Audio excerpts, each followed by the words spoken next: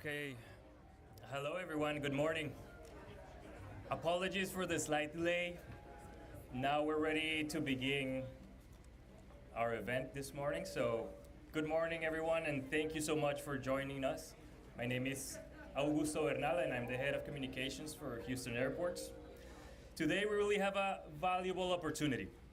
Our airports, federal agencies, airlines, concessions, and diverse industry groups coming together to highlight human trafficking prevention and empowering our airport workers to join the fight.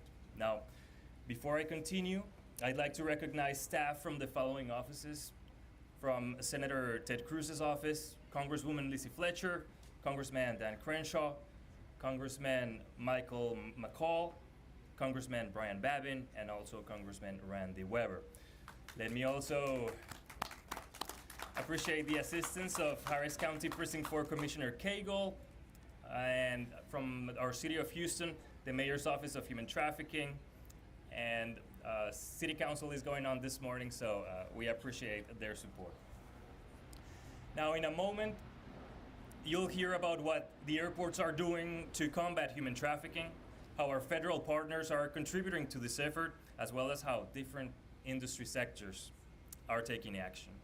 But more importantly, you will hear directly from a human trafficking survivor who is here to share her story with us to better equip airport staff in preventing human trafficking at our city's airports. Now, as you will see later, inside this warehouse, we've created a walkthrough exhibit for today's event, and we will have a guided tour after our scheduled remarks. But dozens of airport and airline employees, including contractors and other partners, will join us to learn from the exhibit and receive additional training on how to combat this crime. A big thank you to NOV for putting together the exhibit and sponsoring this event. Also, let me thank all the sponsors that made today's human trafficking prevention event possible, including United Airlines, Austin Gilbane, HNTB, Jacobs Engineering Group, and the Walsh Group. Also, there you go. A quick mention of the airport concessions that are supporting us here today: Latrells, WDFG, SSP, Host, and Paradis Lagardère. Thank you all for supporting us and being here today. Now let me introduce our first speaker. The Department of Homeland Security has been at the forefront of the fight against human trafficking and has been instrumental in the outreach efforts within the commercial aviation industry. So now please welcome Eva Milona from the Department of Homeland Security. Eva.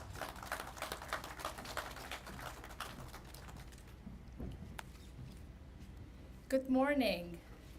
It is great to be here with you today as we highlight this exciting collaboration being made in the fight against human trafficking.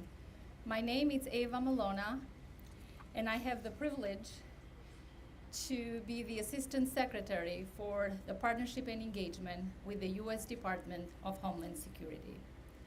I want to begin by sending my deep appreciation to Director Diaz for hosting today's event and recognizing the department's commitment to supporting our partners, the Houston Airport System and National Oil Well of ARCO, on this issue.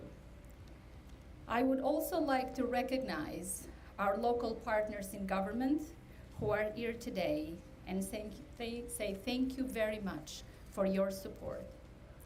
I am proud to represent the Department of Homeland Security and extend a message from Secretary Mayorkas, who sends his deep gratitude to all the airport employees and DHS staff on site who work hard every day to ensure the safe travel of passengers, and they are critical in combating human trafficking.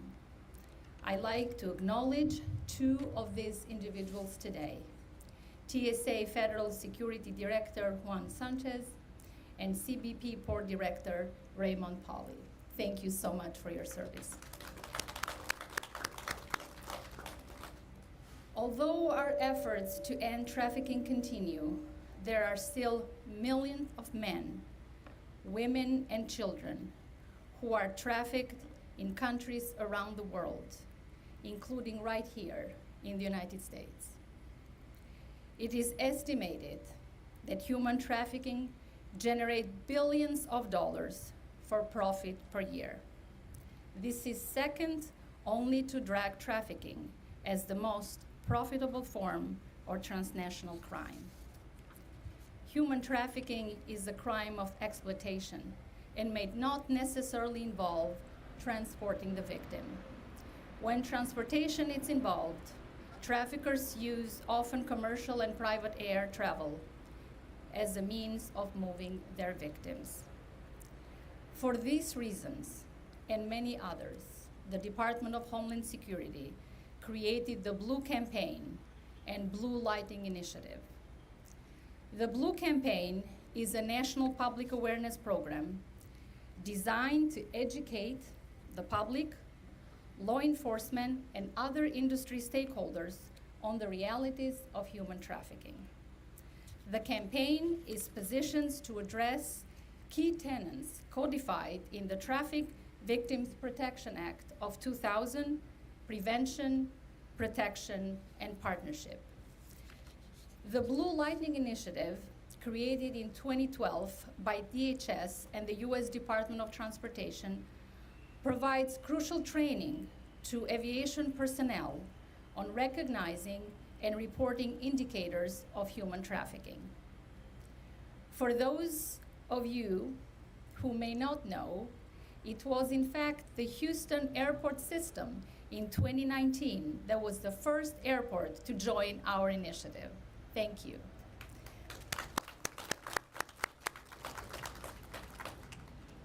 The Houston airport system has been a committed partner and promotes Blue Campaign imagery with terminals and posting the victims everywhere, the victim support posters everywhere.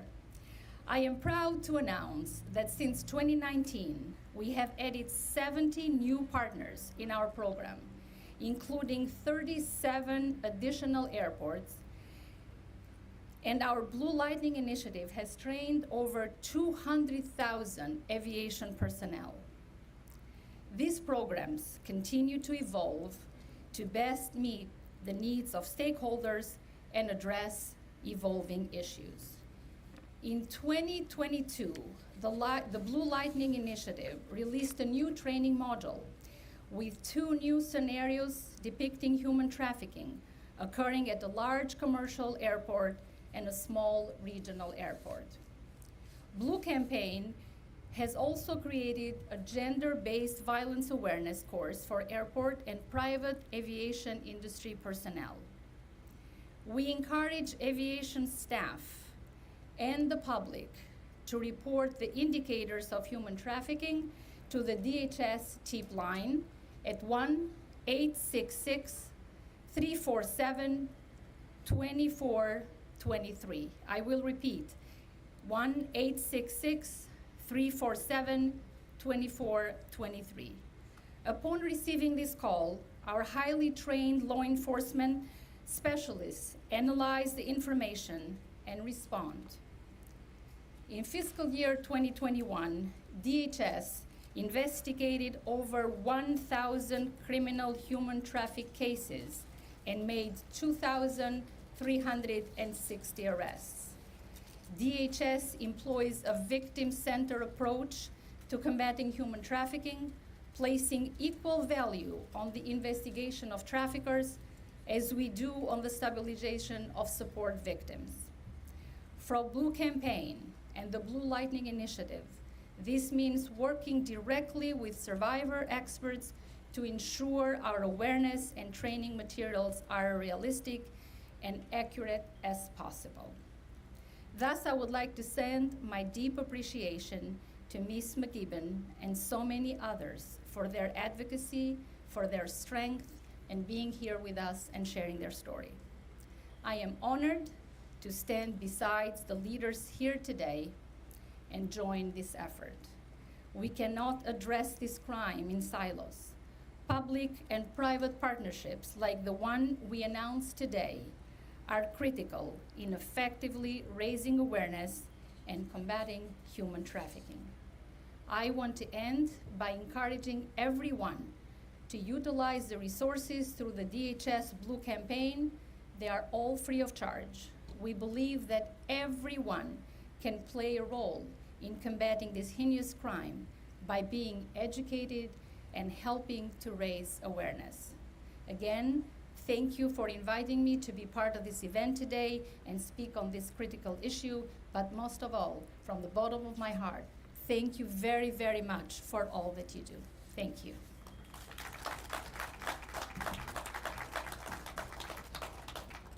Thank you, Eva. And thank you to the Department of Homeland Security for their leadership in combating human trafficking around the nation. Now it is my pleasure to introduce Mr. David Reed. He's CTO and CMO for NOV. David.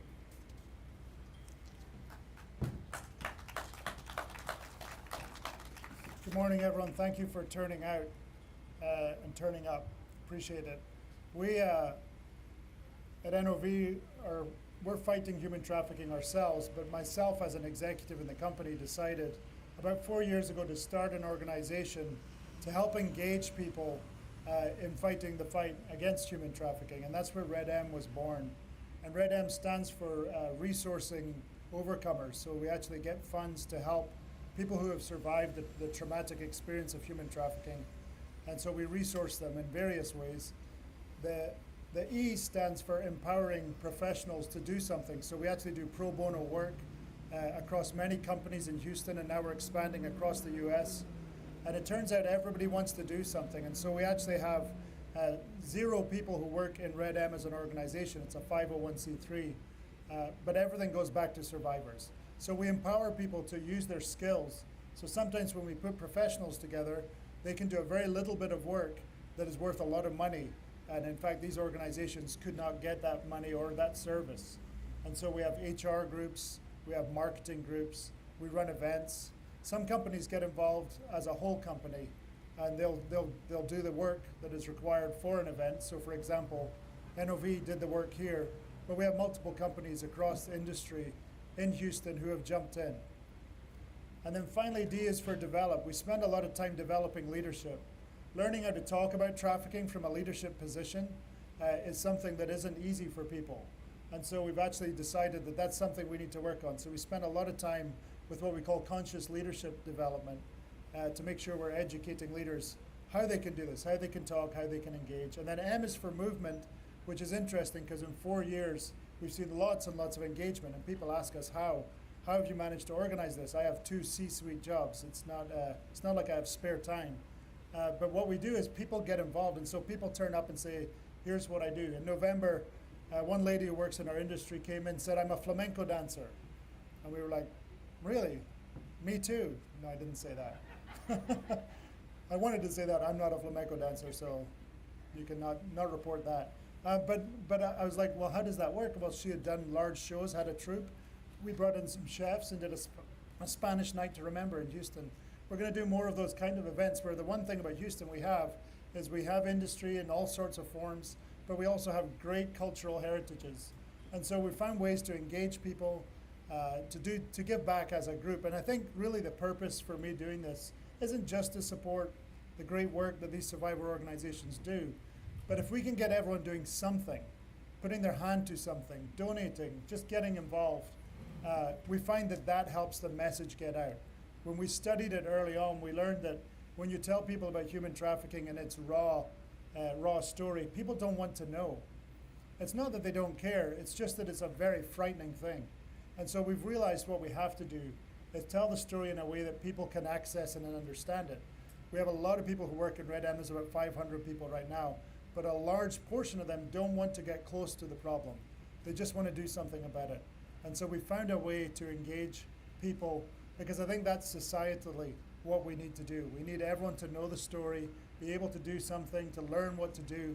And so when we started talking with the airport, we were actually working with the city on some other things with NOV, and Saba actually brought it up. Why don't we do something? And so within a month, we've actually put this together. During one of our busiest times of year, OTC is going on for oil and gas right now.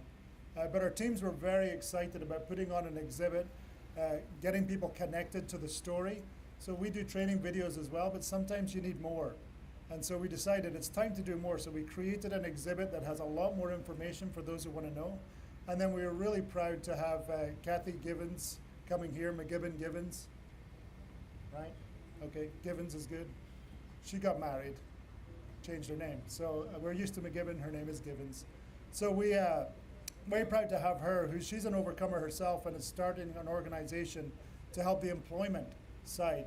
One of the problems with sex trafficking is that you come out of it, you have a record, it's hard to get a job. And that's actually one of the big problems. The more we can create flow through and work, the better. And that's what Kathy's working on. So I'm really proud to introduce to you guys Kathy McGibbon.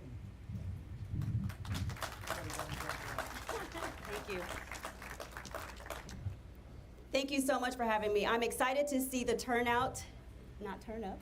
I'm excited to see the turnout here today. As an overcomer of trafficking myself, it's very easy for someone to say, well, why do you even talk about it, right? It's a very shameful event, very shameful experience. It's a harmful and hurtful and painful experience. And it's very easy to say, you know what, I made it out. Don't mention it again, don't talk about it, don't even bring it to me, I am out. I'm gonna go on with my life and just move forward. But it's very important to me because I know who I left behind. I know that there are other children, other women, other boys, other men that are going through trafficking right now. So I feel like because my life was saved, it is my moral obligation to stand up for those who are still in it. So why do I talk about trafficking with a smile on my face? I talk about trafficking with a smile on my face because people and agencies and organizations like Red M exist, because you guys exist, because you guys, every time we have an awareness event, every time we say, hey, trafficking is important, come learn about it, people like you show up to learn and to figure out what's in my hands, what can I do to end it, what is my place in this? And believe me, everyone standing here today and everyone in our city has a moral obligation to end trafficking, and you have the capability to do it. You may not know how right now, you may not know what you can do, what resources you have, but that's why Red M exists, to let you know, hey, this is how you can support overcomers of trafficking.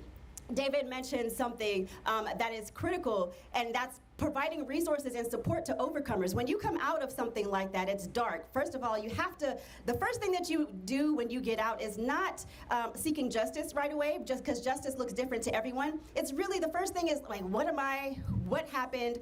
What do I do now? Because believe me, the term trafficking is not familiar to those who are currently being trafficked.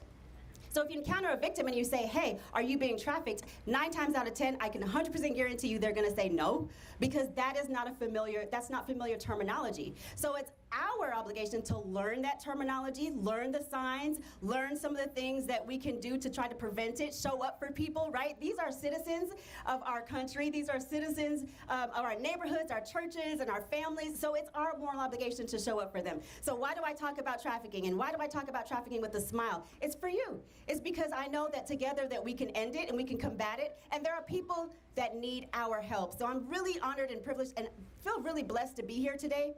I'm not going to go into all of my story and my personal journey. Just know that I'm here and I'm out and I made it and I survived. So thank you so much for having me.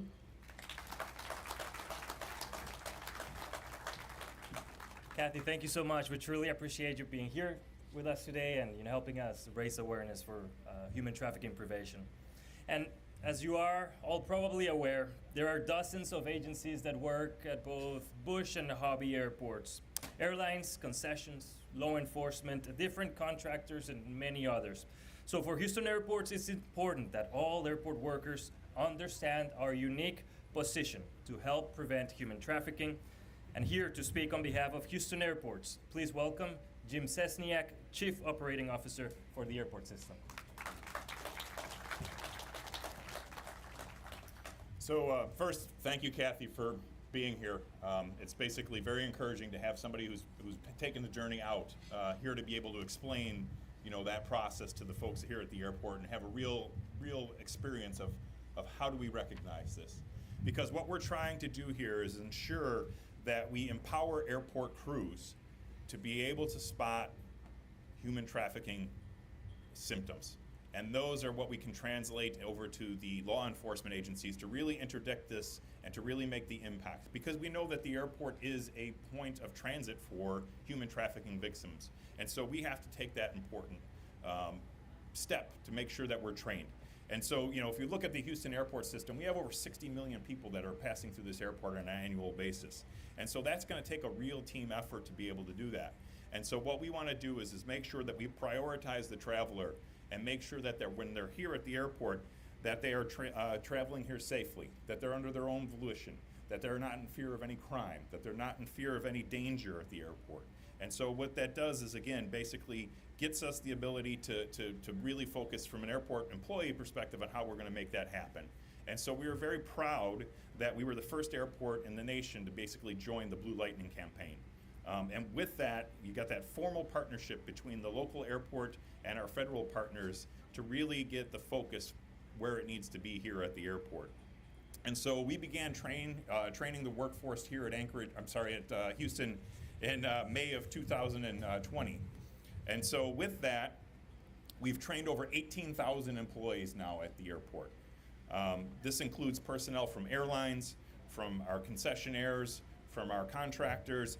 Any badged employee at this airport are going to be required to undergo this training. I myself underwent the training as I onboarded here. So I'm glad to see that our staff from the congressional delegation is here to understand that this is a true partnership on the government level. It's good to see our other federal partners here because it is one of those things. It's a very large and team effort on this.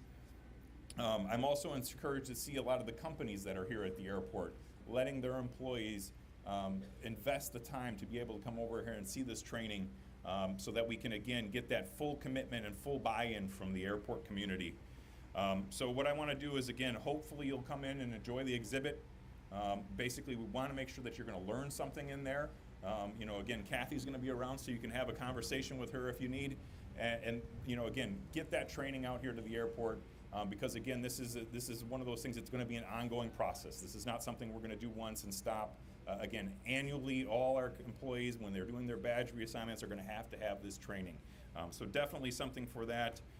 But you know, again, we want to make sure that you guys understand that the airport system here is committed and to being vigilant on human trafficking. And we want to make sure that this is, again, core DNA function of any airport employee is to be able to keep this on the radar and really help to try and interdict this if we can. Thank you. Thank you, Jim. Now, this concludes the portion of the press conference for the event, but now members of the press, Mr. David Reed, is going to help us to give you a quick guided tour through the walkthrough exhibit.